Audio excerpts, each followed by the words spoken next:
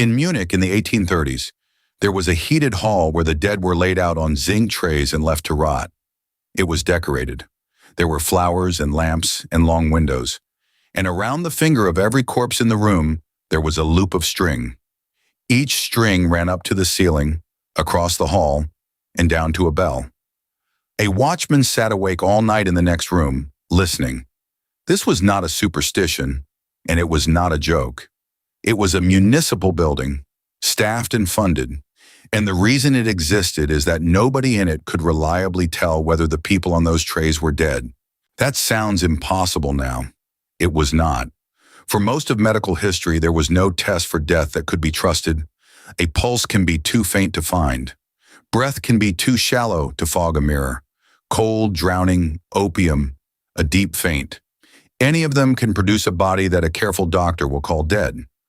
In 1749, a French physician named Bruhier put the problem in one sentence. Putrefaction, he wrote, is the only certain sign of death. Rot was the only test. Everything else was a guess. So they built rooms for the rot. In 1791, a German physician, Christoph Wilhelm Hufeland, opened the first waiting mortuary at Weimar. The idea spread across Germany. Munich built the grandest of them. The principle was simple and horrible. You do not bury anyone until their body has visibly begun to decay, because decay is the one thing that cannot be faked. Until then, they wait, above ground, in the warm. The heat was deliberate. It was there to hurry decomposition along and to give anyone who was merely unconscious the best possible chance of coming round. And in case they did, there were the strings. The same fear produced an entire industry. Across the 18th and 19th centuries, hundreds of safety coffins were patented, not sketched, patented by serious people with drawings and claims and fees paid. The best known is the one Franz Vester registered in America in 1868. A coffin with a tube running up to the surface, a ladder inside it, and a bell at the top. If you woke in the dark, you climbed or you rang. Others had air pumps, flags, and speaking tubes. One was fitted with a small window so the sexton could check your face on his rounds. Almost none of them could have worked. The engineering runs into a wall immediately. A sealed coffin holds roughly an hour of breathable air. Anyone who woke in one would suffocate long before a gravedigger noticed a flag.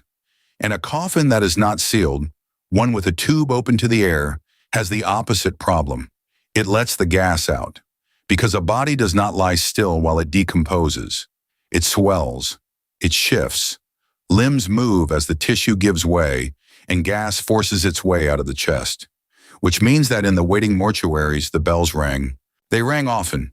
Attendants would come at a run into a warm hall of flowers and lamps and bodies to find out which of the dead had moved. It was never anybody waking up. It was a hand contracting as it dried, a chest settling, gas escaping from a corpse 4 days old and tugging a string somebody had tied there for the opposite reason. Every alarm in the building's history was the dead getting deader. The machinery was working exactly as designed. It was just detecting the wrong thing. Which brings us to the part that is genuinely difficult to sit with. In the 1890s, the German mortuaries began stripping the apparatus out. The strings, the bells, the whole apparatus of rescue.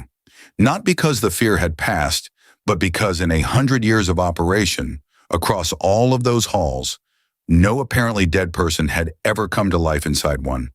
Not a single verified case. And there is no documented instance of any safety coffin, of any design, anywhere, saving anybody either. The bells were rung thousands of times, never once by a living hand. There is a story that this is where we get the phrase, saved by the bell. It is not. That is boxing, first recorded in a Massachusetts newspaper in 1893. And the coffin version is a tale we told ourselves afterwards, because it is better. Nobody was saved by the bell. That is the whole point of the bells.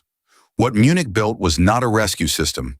It was a 100-year experiment, running every night with a watchman and a ledger, and it returned a clean answer that nobody was looking for. The machinery worked. There was simply never anyone in those rooms to save.